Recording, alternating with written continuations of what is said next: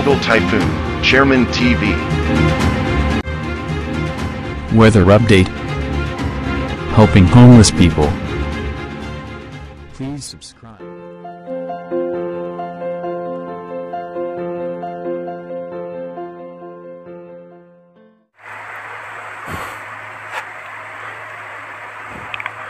Magandang umaga po. Ito po ang ating latest update ngayong araw, October 14, 2024. Patuloy pa rin na umiiral sa ating bansa itong shear line na nakakaapekto nga po yan sa parte pa rin ng extreme northern Luzon. Habang yung easterlies naman ay apektado po niya ng eastern section ng northern and central Luzon, including Metro Manila and Bicol region. Habang sa may parte naman po ng Visayas, Palawan at Mindanao, asahan natin yung localized thunderstorm.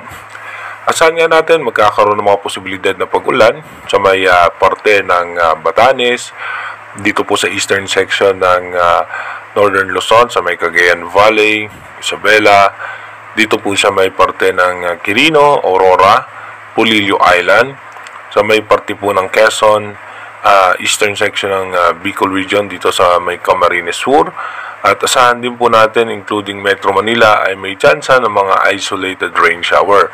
Maging dito nga po sa may parte ng Marinduque may tsansa po ng mahina at katamtamang pagulan lamang. At ayon naman po sa ating advanced weather forecast ng European Center, patuloy nga po nating iminomonitor yung posibleng sama ng panahon na mabubuo sa labas ng ating Philippine Area of Responsibility at mataas ang tsansa nito na pumasok sa ating bansa habang magkakaroon nga tayo ng posibleng northeast monsoon o yung amihan na makakaapekto naman sa parte ng northern Luzon. Sa ngayon nga po dito sa ating rain map animation, mamaya nga pong alas 11 ng umaga, asahan natin mataas ang posibilidad ng pagulan sa parte ng Bicol region, eastern section ng Visayas, eastern section po ng Luzon, at Palawan, mataas din po ang tsansa ng pagulan. Dito rin po sa may parte ng Mindoro provinces ay mahina at katamtamang pagulan lamang. Kasama rin nga po dito sa may parte ng Metro Manila, Cavite, Batangas, Laguna ay makakaranas din po ng mga biglaang pagbuhos ng pagulan. Sa parte naman po ng Mindanao, dito nga po sa may Zamboanga Peninsula ay may chance rin po ng mga isolated rain shower. Pagdating naman po ng alas 3 ng hapon mamaya, ganun pa rin po may mga chance pa rin po ng pagulan sa may parte ng Luzon, makulimlim na kaulapan na may kasamang isolated rain shower sa Metro Manila, Bicol region, dito po sa may parte ng Mindoro provinces, western section ng Visayas, Palawan, and western section ng Mindanao. Pagdating naman po ng alas 6 ng gabi mamaya ay makulimlim po ang kaulapan ng halos sa malaking bahagi ng ating bansa na may kasamang isolated rain shower. Pagdating naman po ng alas 11 ng gabi mamaya, magiging maayos naman ang lagay ng panahon sa parte ng eastern section ng ating bansa, magiging kasama po ang Metro Manila, pero asahan natin yung pagkulimlim ng kaulapan na may mga kasamang biglaang pagbuhos ng mahina at katamtamang pagulan. Dumako na nga po tayo sa ating advanced weather forecast.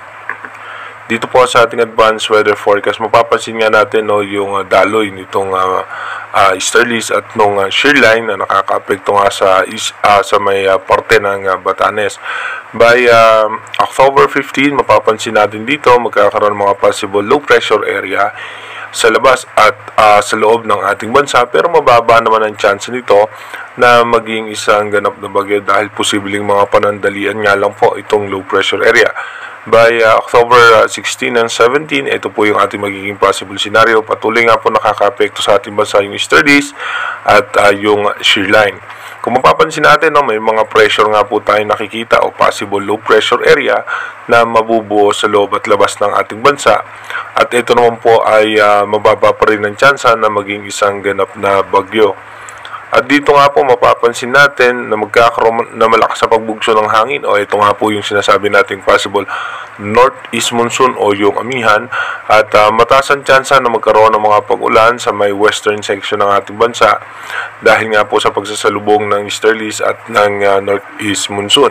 At meron nga tayong possible na magkakaroon din tayo ng ITCC o yung Intertropical Convergence Zone dito nga po sa may parte ng Mindanao. By October 20, Dito po mapapansin natin, no, malakas na nga po yung pagbugso ng hangin na nanggagaling dito sa may parte ng China at posibleng umabot na nga po yan hanggang sa may parte ng Bicol region. Pagdating naman po ng October 21, dito po ba October 21, ito nga po yung amihan ay apektado po niyan ang parte ng Northern Luzon, habang mataas ang tsansa naman ng pag-ulan dito nga po sa may parte ng Visayas at Mindanao, sa may northern portion ng Mindanao, dahil nga po sa posibleng yung shear line ay bababa po hanggang dito. Pagdating naman po ng October 22, ito nga po magkakaroon tayo ng possible low pressure area outside PAR, at pagdating naman po ng October 23, ito nga po yung ating imo-monitor na medyo malaki nga po itong sirkulasyon ng low pressure area sa labas ng ating Philippine Area of Responsibility, at sa ngayon nga po ay nasa 25 to 30% chance na ito po ay mag-develop into tropical depression or mahinang bagyo. At dahil nga po may posible tayong amihan, kung sakali man ito matutuloy na papasok ng ating bansa, ito nga po yung isa sa magiging main factor. Kung lalo't lalakas nga po itong amihan, magiging main factor po ito para pahinain itong namumuong sama ng panahon dito nga po sa labas ng ating Philippine Area of Responsibility. Again, inuulit natin na yung ating advanced weather forecast is possible scenario pa lamang po yan o advanced prediction ng European Center. Malaki pa rin po ang tsansa na magbago po lahat yan. At dito naman po tayo, dumako tayo sa mga lakas ng alon na nirequest nga ng ating isang followers. So dito nga po sa may parte ng Batanes, dahil nga po meron tayo dyan na umiiral na shear line, possible nga po yung wave height natin ay posibleng umabot ng 1.8 meters. At dito naman po sa may parte ng eastern section ng Central Luzon, posible pong umabot ng 1.7 meter. Sa may parte naman po ng Metro Manila, dito nga po yan sa may parte naman ng Pulilio Island ay nasa 1.6 meters. Dito naman po sa may parte ng Bicol region, naglalaro po yan sa 1.6, 1.7, at pagdating naman po sa may parte naman ng eastern section ng Visayas ay nasa 1.4 meters. At yung parte naman ng Mindanao, dito po mapapansin natin, posible po maglaro yan sa 1.1 meters hanggang sa 1.2 meters lamang. Dito naman po sa may western section ng ating bansa, sa may parte ng Ilocos region, ay posibleng umabot po yan ng 1.6 hanggang 1.8 meters yung ating alon dyan. Again, mag-iingat po tayo palagi. God bless po sa ating lahat.